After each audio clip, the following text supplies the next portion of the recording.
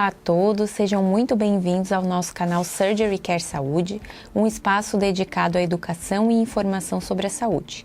Eu sou a Marina, sou cirurgiã aqui da equipe e hoje vamos trazer um tema bem recorrente no consultório e que gera muitas dúvidas, que são as hérnias da parede abdominal. Cerca de 25% da população brasileira sofre com hérnias da parede abdominal, segundo a Sociedade Brasileira de Hérnia. Mas afinal, o que é uma hérnia? A hérnia ela é um defeito, ela é um buraco na parede abdominal por onde passam gordura e órgãos de dentro da barriga. Existem algumas áreas de fragilidade no nosso corpo, na nossa parede abdominal, em que essas hérnias são mais propensas a acontecer.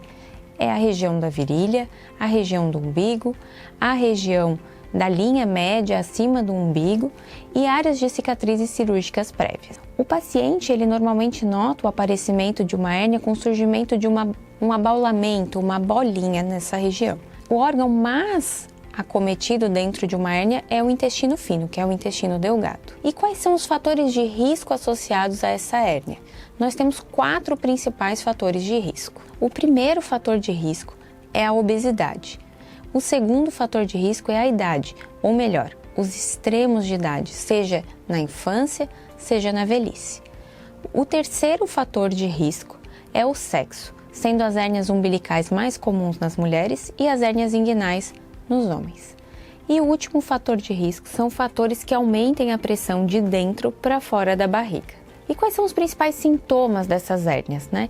É um abaulamento ou aparecimento dessa bolinha associada a uma dor local, sendo que esse abaulamento e essa dor pioram com atividade física, aumento da pressão dentro da barriga e melhoram com repouso e quando o paciente deita. Quais são os tipos de hérnia, então, que temos na barriga? Já comentei antes que algumas áreas do abdômen possuem uma fragilidade maior, né? Seja a região, então, inguinal, que a gente chama região da virilha, a região do umbigo, a região da linha média do abdômen acima do umbigo e áreas de cicatrizes prévias. A gente vai falar um pouquinho sobre cada uma dessas hérnias. As hérnias umbilicais, as hérnias que se localizam no umbigo, a maioria delas são de algum defeito congênito, do não fechamento da cicatriz umbilical.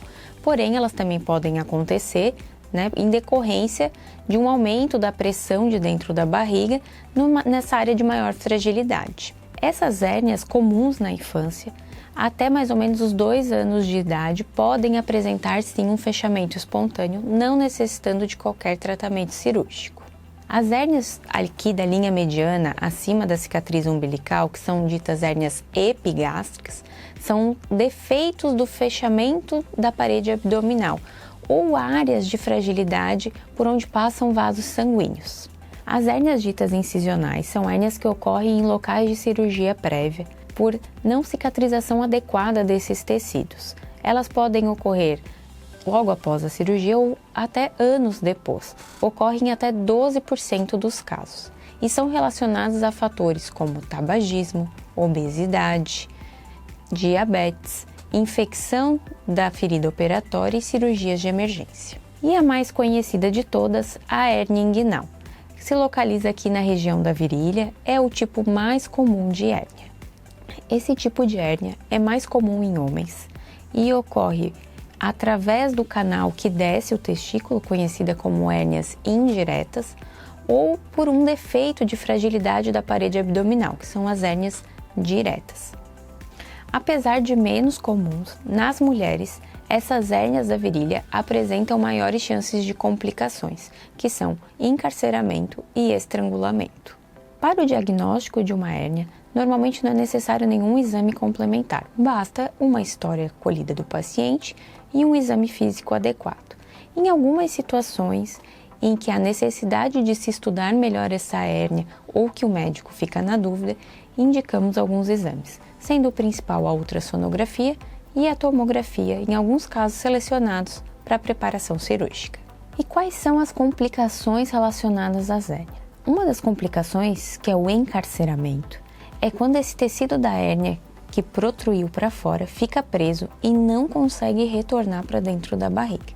Isso pode causar um quadro de dor, né, manter o abaulamento local e pode evoluir com o que chamamos de estrangulamento, que é o quê? Quando esse tecido fica preso, o fluxo sanguíneo não chega adequadamente a esse tecido.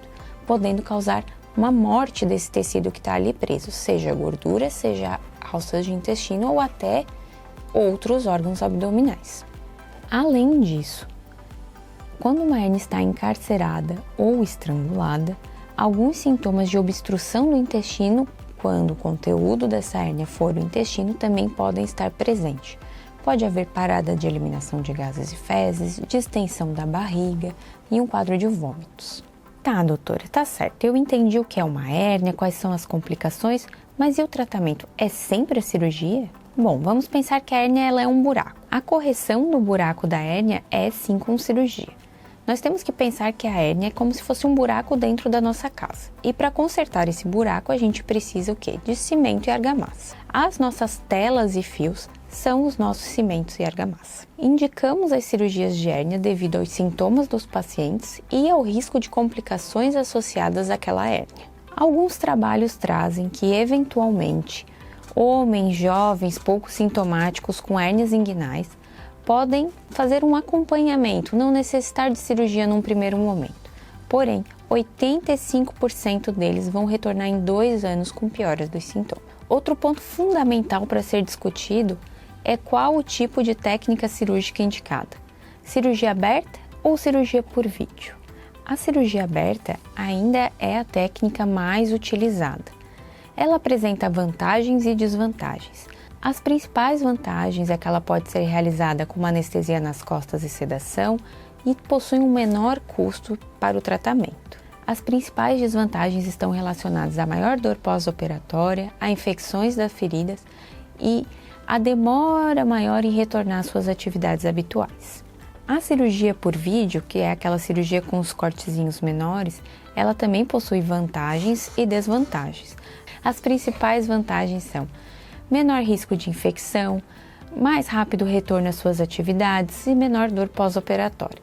As desvantagens é que ela possui um custo maior e ela necessita de anestesia geral. A avaliação de um cirurgião experiente é essencial para indicar tanto a cirurgia quanto a melhor técnica para cada tipo de hérnia. Por último, vamos falar um pouquinho então sobre o retorno às atividades e os cuidados pós-operatórios. A recuperação pós-operatória ela tende a ser rápida, principalmente nas hérnias menores, variando um pouco para algumas hérnias maiores, podendo o paciente ter alta no mesmo dia ou necessitar de 1 a 2 dias de internação após o procedimento cirúrgico.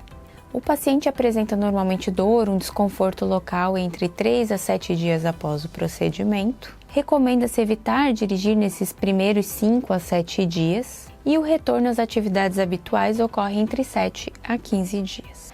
Deve-se evitar atividade física mais intensa nas primeiras 4 a 6 semanas após a cirurgia. Essas orientações elas servem como um guia geral, entretanto, cada caso deve ser avaliado e individualizado pelo seu médico. O ideal é sempre procurar um médico da sua confiança para cuidar de você. Se você gosta e se interessa pelos nossos conteúdos, não deixa de acompanhar a gente aqui nas redes sociais e seguir os nossos canais. Um grande abraço e até a próxima!